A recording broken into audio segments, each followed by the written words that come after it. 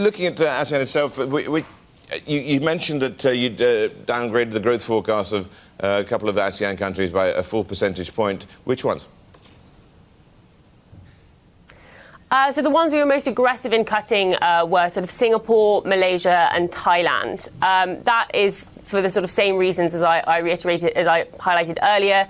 They're open economies and they also don't necessarily look to have a huge overlap in terms of supplying the same goods as China does to America. So it doesn't necessarily look like they can assume a lot of the market share that China might lose. One exception to that might be Vietnam. It's a very open economy, but its exports overlap quite strongly with Chinese ones, so they could see a sort of pickup in their exports that might help offset that sort of aggregate demand shock. But yeah, Malaysia, Thailand and Singapore are likely to be the most affected economies in Southeast Asia.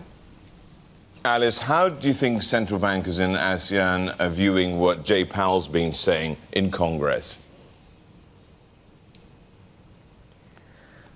I mean, our base case is sort of that the Fed will keep raising rates. We're looking for slightly fewer hikes than we were before.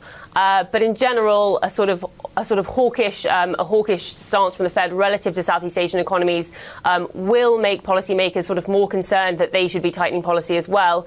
I think that will be outweighed in most of the open economies by the concerns about growth going forwards. So policymakers in sort of Singapore, Thailand and Malaysia, we are expecting to sort of keep policy unchanged through to the end of 2019, even though we expect a further 4 sort of rate hikes from the Fed. But in Philippines and Indonesia, the more closed economies in Southeast Asia, we do see room for further rate increases. And in particular, that's because they have been seeing some currency weakness. Alice, just a final question on dollar strength. Does it continue, and what's the impact in this part of the world?